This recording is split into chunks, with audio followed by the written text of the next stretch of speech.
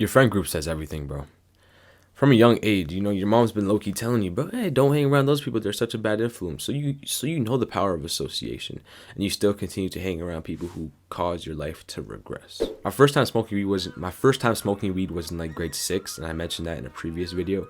But I didn't end up touching weed until like maybe 3 or 4 years after that, and that was all because of association. The people that I got around, they were smoking weed, so you know what, I started smoking weed too. And nothing against that group. Obviously it wasn't the best group for me personally, but like, dude, we had so much fun. It was a blast smoking weed, not gonna lie. Even though it wasn't really the best for my mental health or physical health, I was still, quote unquote, enjoying life. But I did have an addictive personality, and this, led me to get really attached to the weed and use it as an escape to, do other more things and chase more stimulation that, caused my life to regress even more. And that honestly led me down the darkest times of my life. While you're in these friend groups, are you really doing what you want to do? There were times when, I would do things in friend groups that I actually would never do at home, or when I was alone, or when I was with my family, or I would not do with other friend groups. And you may think this is normal, but like low-key, you're just straying away from who you really are. And this can be from insecurity, this could be from your friend having a certain standards that you have to raise to, or certain standards that you have to stoop down to. But this can have a big impact on your mental health, because you're not going to know who you are, and you're not going to know your identity. And honestly, you don't want to go into adulthood with this. You'd rather go into adulthood learning who you are rather than forgetting who you are. Is your association uplifting? Like, if you've ever brought up any ideas in the friend group, or I don't know, some sort of thing to do, and you just get immediately shut down, you need to change your friend group, bro. Your ideas and thoughts deserve to be heard. Like, one mistake I made was lowering my standard of self-respect to avoid the feeling of not having friends. And who gives a shit if you don't have friends, bro?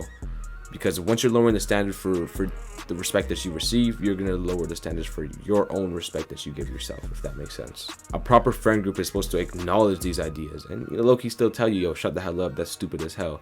But like, at least acknowledge it, like, okay, I see where you're coming from, but that's really stupid. You gotta still have some tough skin. You're not gonna be you can't be a soft little baby, but you know what I mean? What habits do your friends indulge in and allow you to do without confrontation?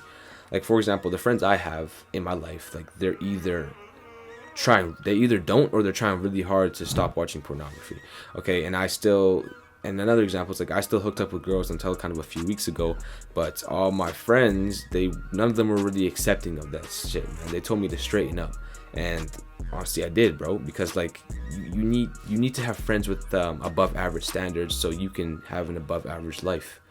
Like, your association really is everything, and people really glance over this concept, no matter how simple it is. But we're afraid to cut out certain association because, like I said before, you don't want to have no friends. We need friends and we need a companionship, but you need to make sure that that companionship and friends is actually uplifting. You need to make sure that it's actually causing progression in your life. In conclusion, I'm not really saying to cut off all your friends right now and just go ghost mode and get on your grind. I'm just saying to simply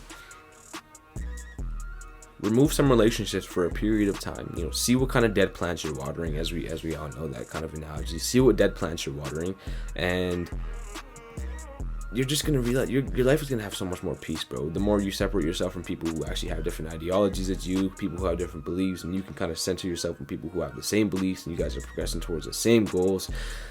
That's gonna be a more fruitful friend group. You're going to just have a lot more joy in that as well. And honestly, you're going to start seeing who the real and the fake is, because once you start talking to certain people, you're probably never going to hear it from them again. And that's the same fact for me, bro. There's a lot of people I used to talk to in high school that I've never heard from again because I stopped reaching out. It's a sad reality, bro, but that is adulthood. You know what I'm saying? So usually the people with the most friends I'm kind of scared of, because we'll get into that in another video. But start tomorrow strong, G. Peace. Bang.